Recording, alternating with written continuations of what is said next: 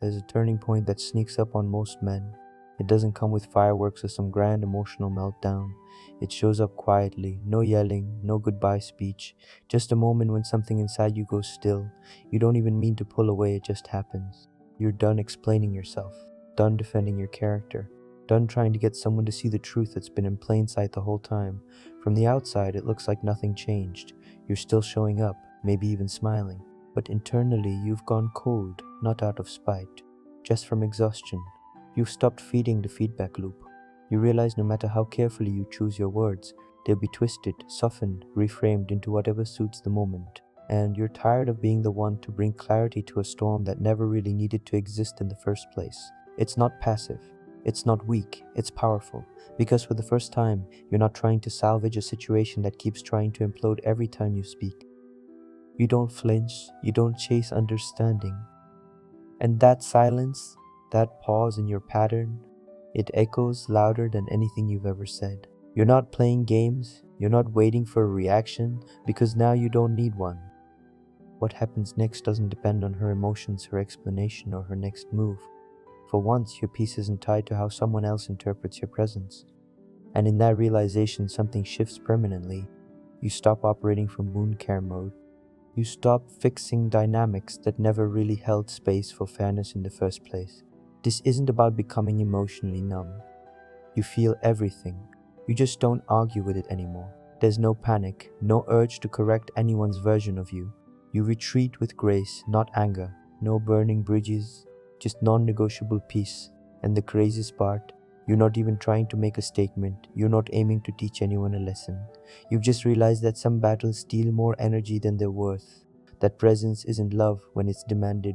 That understanding isn't real if it needs to be begged for. So you choose the only real form of power left: detachment. Not the cold kind where you block, unfollow, and try to convince yourself she never mattered. No, the deeper kind, the calm, final choice to stop bleeding for someone who never realized you were the bandage.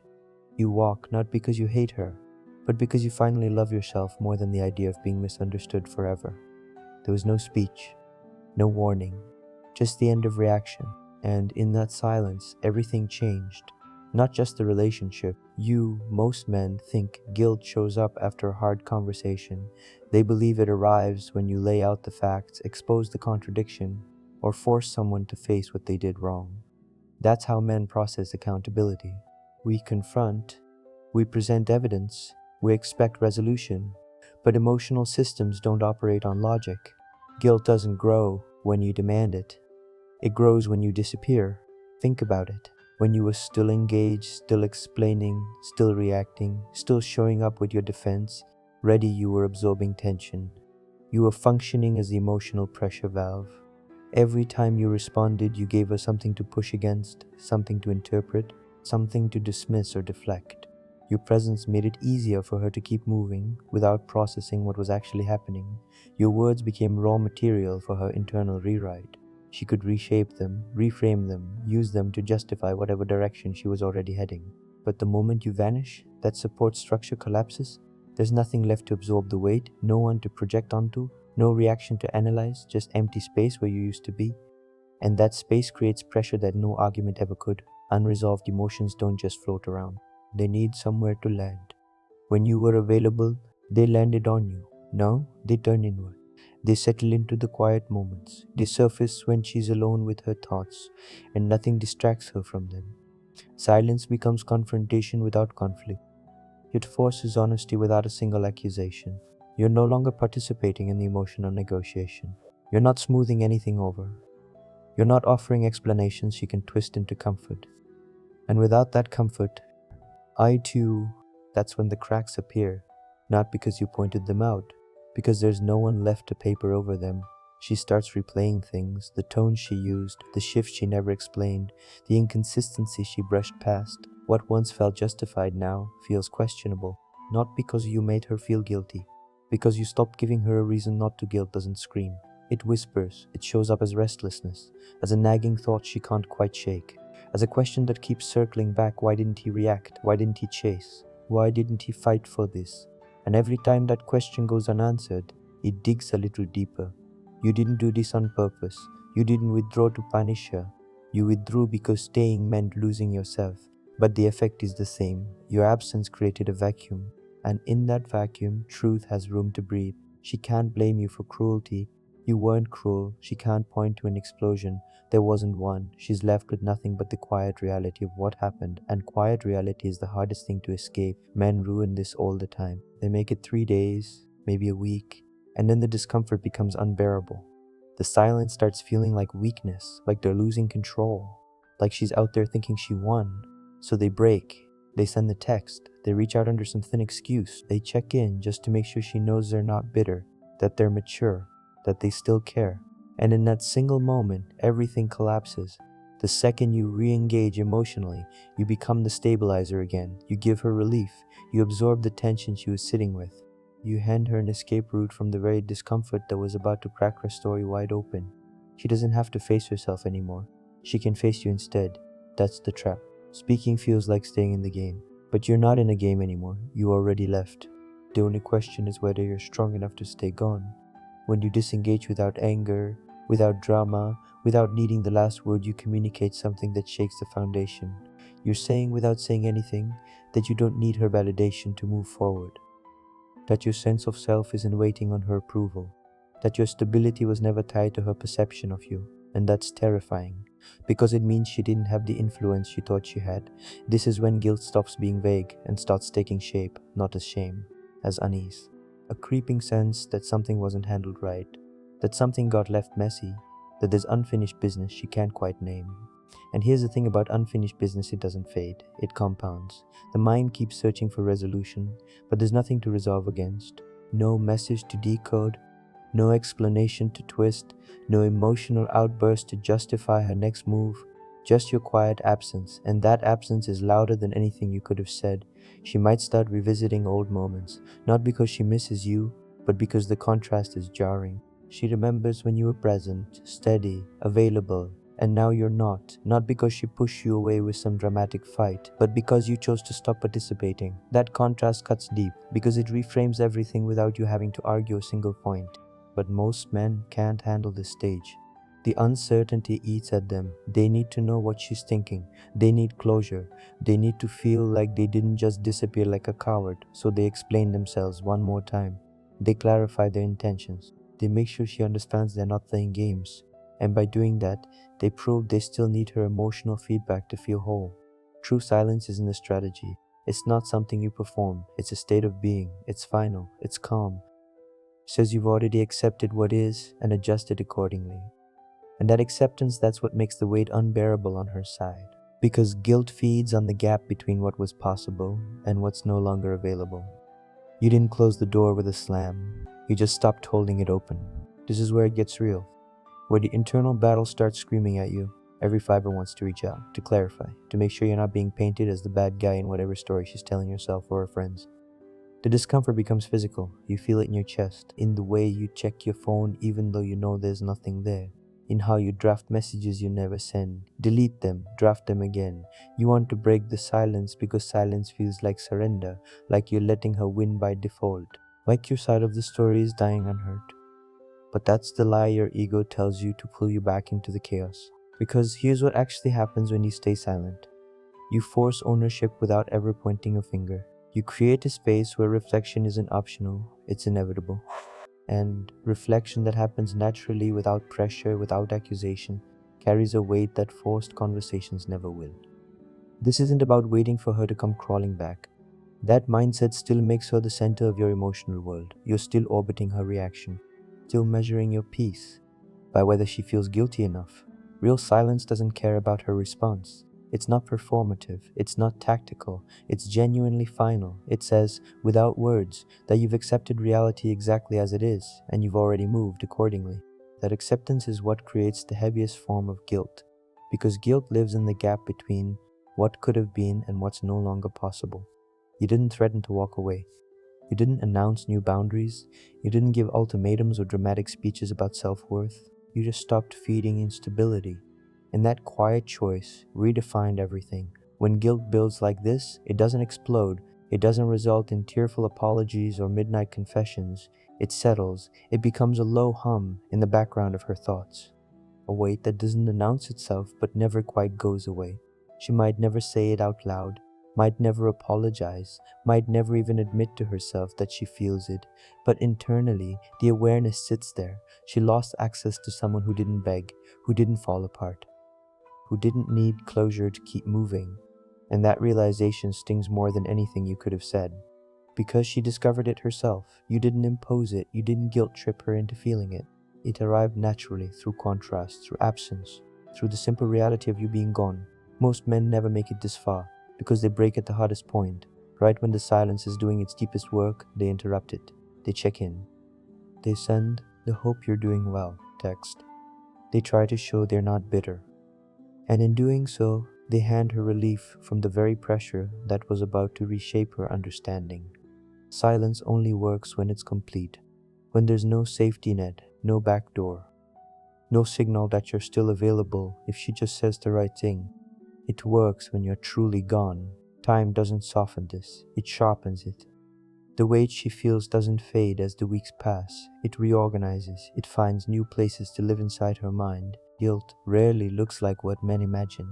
There's no breakdown, no sobbing at 2 in the morning, no dramatic moment of clarity where she suddenly sees everything she did wrong. That's movie stuff. Real guilt is subtle. It's a distraction that doesn't work, a restlessness that won't settle. It's her mind drifting back to you in random moments when she didn't invite the thought. Not because she's lovesick, because something was left unfinished. The human brain hates open loops. It craves resolution, closure, a clear ending it can file away and move past. But you didn't give her that. There was no blow-up, no final fight, no cruel words she can point to and say that's why it ended. You just stopped being there, quietly, cleanly, without spectacle. And that clean exit is exactly what makes it impossible to forget. She can't assign blame anywhere comfortable. There's no villain in this story. You didn't yell, you didn't accuse, you didn't beg or plead or make it easy for her to feel justified. You simply left with your dignity intact. That composure haunts her because it removes every defense she would normally use. When a man falls apart, she can tell herself he was too emotional, too needy, too unstable. When a man gets angry, she can paint him as aggressive, immature, dangerous even. When a man begs, she can see herself as the prize he couldn't handle losing. But you gave her none of that. You were calm. You were measured. You were gone before she realized what was happening. Now she's left with an internal contradiction. Part of her still believes her choice made sense, that she did what she needed to do, but another part feels your absence more than expected. And when emotion and outcome don't match, tension builds. That tension is guilt's foundation. Not guilt over leaving. Guilt over how it was handled, over the casualness with which she let something solid slip through her fingers, over the assumption that you'd always be there, still waiting, still available, still emotionally accessible. She starts noticing things she ignored before, how steady you were, how different your response was compared to others. Most men react, most men chase, most men demand explanations or beg for another chance. You didn't, and that difference becomes more obvious with every comparison. When future situations disappoint her, she'll measure them against you without even realizing it. When other men over-explain or overcomplicate or emotionally unravel, the contrast hits. And contrast is what gives memory its staying power. She might never admit it to anyone, might never even fully admit it to herself, but the echo remains. You became the standard she didn't appreciate until it was gone. And echoes like that don't fade, they just get quieter while never fully disappearing. This is where your absence starts doing work you never planned. You're not even thinking about her anymore. You've moved on, built new routines, found new focus. But on her end, something keeps pulling her back. It's not romance, it's not longing, it's comparison.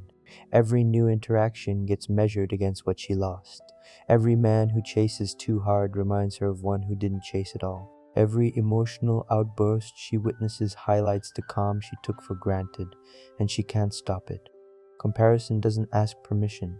It just runs in the background, filtering every experience through the lens of what came before. Your composure becomes the benchmark, not because you tried to set one, because you simply existed differently than everyone else. At this point, guilt doesn't require your presence anymore. It operates on its own. It's become self-sustaining. She replays moments where she felt in control, only to realize that control was an illusion. She thought she was steering the dynamic, but you were the one who decided when it ended. That realization shifts something fundamental. She didn't push you away. You chose to leave, quietly, without negotiation, without giving her the chance to talk you out of it. And exits without negotiation force a kind of reflection that arguments never produce. Because arguments give people something to win, you didn't let her win or lose. You just removed yourself from the equation entirely. This is when curiosity starts creeping in, not curiosity about getting you back. Curiosity about you, about how someone walks away without bitterness, about how someone moves forward without needing the last word, about how someone lets go without drama. That curiosity unsettles her, because curiosity means uncertainty. It means the story she told herself might not be complete, might not be accurate, might need revision. And incomplete stories create mental friction. They demand attention. They keep surfacing at inconvenient times, asking questions she doesn't want to answer. Men expect guilt to be loud, to show up as a message, or a call, or a tearful apology. But real guilt moves in silence. It shapes decisions she doesn't even realize she's making. It colors how she remembers you when no one else is around. You've become associated with something rare: stability, self-respect, composure under pressure, not because you bragged about these things, because you demonstrated them when it mattered most. And traits demonstrated under pressure leave marks that words never could. Here's what matters most. None of this requires your attention. You're not monitoring her emotional state. You're not waiting for signs of remorse. You're not tracking whether the guilt landed. That detachment is what keeps everything intact. The moment you check back in, even casually, you shift the dynamic, you signal availability, you offer relief. And relief is the enemy of reflection. So you stay gone, not as punishment, not as strategy, as truth. The relationship revealed itself. You accepted what it showed you, and you left without looking back. That's the only move that lasts. Eventually something settles on her side. The restlessness doesn't disappear, but it changes shape. It stops fighting for attention and starts blending into the background. Not gone, just accepted. This is where guilt matures into something heavier. It becomes recognition. Recognition that something valuable wasn't treated with care. That excess was lost not through some dramatic betrayal, but through slow neglect, through assumptions that proved wrong. And acceptance that arrives this way doesn't bring peace. It brings weight. Permanent weight. She stops resisting the truth and starts living with it. The story she told herself doesn't collapse overnight. It erodes, piece by piece, until what remains is simpler and harder to avoid. She mishandled something, she let something slip, and the person she lost didn't stick around to remind her of it. That's the part that stings most. You didn't need her acknowledgement to keep going. You didn't need her to understand your side. You didn't need closure delivered on her terms. You created your own closure by choosing yourself. That independence rewrites everything she assumed about the dynamic. When a man waits for resolution, he hands over power.